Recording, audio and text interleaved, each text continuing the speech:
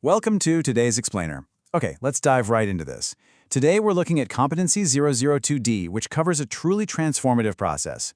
We're talking about taking students from being just your casual, everyday observers of the world and turning them into rigorous, methodical scientists.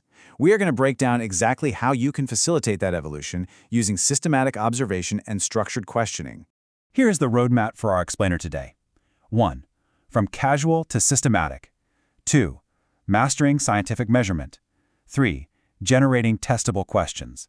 4. The question funnel strategy. And 5. Science versus engineering practices. Let's get going. Section 1. From casual to systematic. Building the foundation of observation. You know, in a science context, observation isn't just looking around, right? It's a highly deliberate, planned act. As a teacher, your role is to instruct students on how to accurately record what they see, feel, hear, or measure, but they have to do it without adding their own personal bias. We have to train them to separate what they observe from what they think is happening. And this brilliantly illustrates the two types of data we're dealing with here. First up, we've got qualitative data. This involves observing physical properties using our senses, things like color, texture, and smells. And hey, this is the perfect time to teach vital safety practices, like the proper wafting technique to safely smell chemicals. Then, on the flip side, we have quantitative data. This brings in exact numbers and measurements, like logging the precise height of a plant in centimeters. A robust scientific observation absolutely requires an understanding of both. To actually gather all this qualitative and quantitative data, students need the right instruments. Sure, direct human senses are the baseline, but as their mentor, you get to guide them to use technology that basically expands those senses. Simple tools like hand lenses, or more advanced ones like digital probes, allow students to access empirical data that is completely hidden from the naked eye. You're essentially giving them the tools to unlock a microscopic or invisible world, turning the unseen into hard empirical data. All right, Section 2, Mastering Scientific Measurement. Adding precision and accuracy. Let's move forward and see how this builds over time. Anyone who has ever taught early childhood science knows the relatable chaos of asking a room full of energetic students to measure a desk using a handful of paper clips. But, actually, in those early grades, early childhood through grade 1, we want to use those non-standard units, the paper clips, the little plastic cubes. It builds that foundational conceptual understanding of unit iteration. It's the idea that a measurement is really just repeating a single unit over and over. Then, as students progress into grades 2 through 6, we rein that in a bit and transition them to standard metric units, meters, grams, liters, to align their classroom practices with international scientific standards. A massive part of teaching standard measurement is instrument precision. Take the meniscus, for example. That's that subtle little curve you see at the top of a liquid inside a graduated cylinder.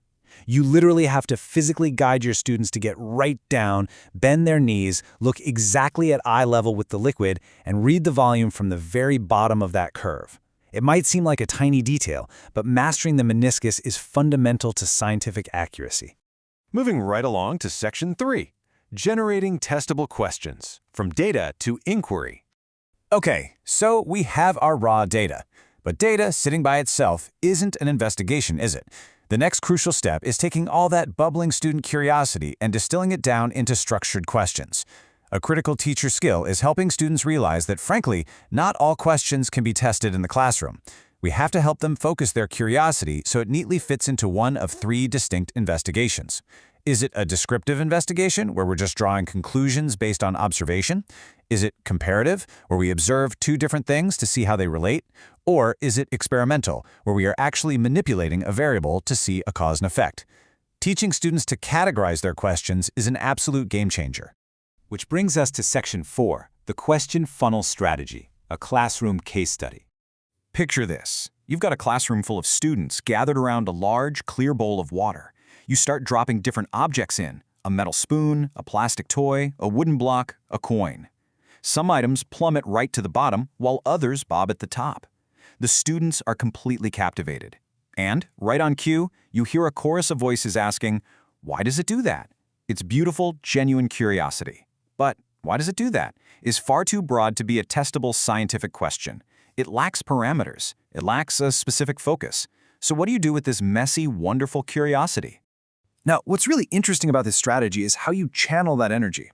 You step up to the whiteboard and use the question funnel. Step 1, acknowledge the observation of the sinking and floating. Step 2, you guide the students to refine their curiosity into specific parameters. You ask them, well, what is different about these objects? Is it their weight? Is it their shape?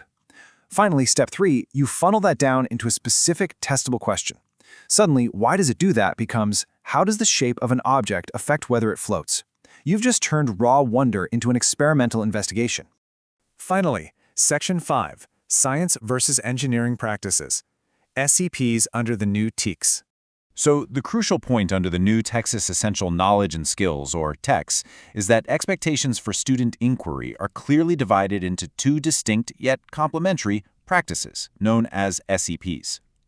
On the science side, this is the pursuit of knowledge. It's all about asking questions to understand natural phenomena.